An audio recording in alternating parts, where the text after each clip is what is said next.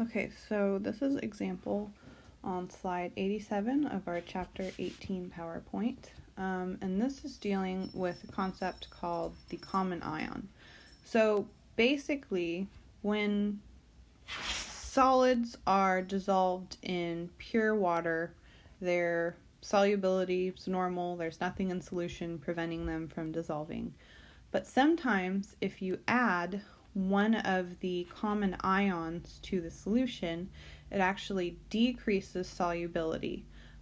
Basically because if we already have one of the ions present in solution, it shifts our equilibrium back to the solid reactant. So we're going to look at that concept in this problem that we're solving together. So the question reads, what is the molar solubility of calcium fluoride in a solution containing 0.1 molar sodium fluoride? So in this case, our common ion between the two is fluoride. And this is actually going to decrease our solubility a little bit because we already have fluoride in solution. Therefore, it shifts our equilibrium back towards the solid calcium fluoride.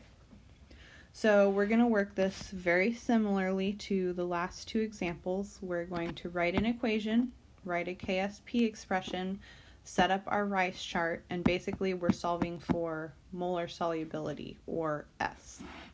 So first step is to write a reaction of basically solid sodium fluoride dissolving into its ions in water. So it's simply calcium fluoride, solid, equilibrium to produce calcium 2 plus, that's aqueous, plus 2 fluoride minus ions. And so from that, we can write the KSP expression, which is KSP is equal to calcium 2 plus and fluoride minus squared. Because remember, the squared comes from the 2 coefficient. So now we can write our Rice chart, R-I-C-E, and we're going to ignore the solid calcium fluoride because it is a solid, not included in our equilibrium. And for calcium, does not give us a molarity, so that is 0. But for fluoride, in solution, we already have 0.1 molar sodium fluoride. So that 0.1 molar, even though it's technically for sodium fluoride, it's incorporating our fluoride ions, so that's the concentration initially that I'm going to put for my 2F, 0.100 molar. Now my change, we're going to be adding because we're making products. So for calcium, it's just going to be simply plus S. And for fluoride, it's going to be plus 2S. So then at equilibrium, now we have S for calcium and 0.100 plus 2S for fluorine. So if we set up our KSP expression, which we've already done, and we know what KSP is, I wrote it up here, and that's I got from a table or in another type of problem you would be given.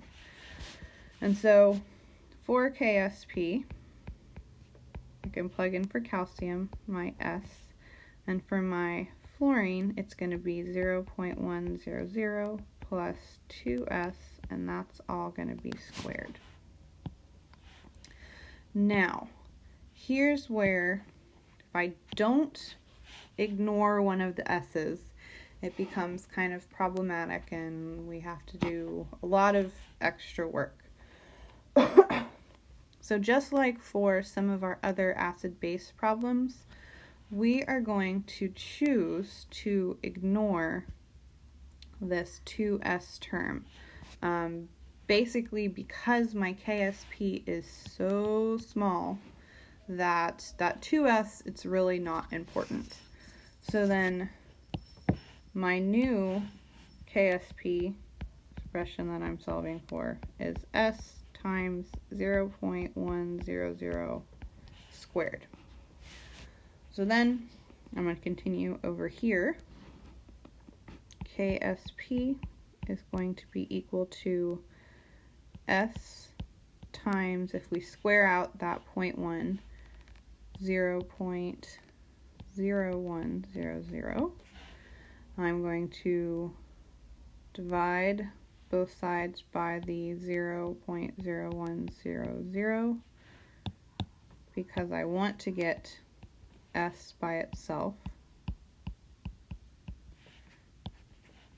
And I get that S is equal to KSP, which I haven't plugged in yet, which is 1.46 times 10 to the negative 10 over 0.0100. If I divide those, I get that S is equal to 1.46 times 10 to the negative 8 molar. And that is my molar solubility of calcium fluoride with the common ion present of fluoride.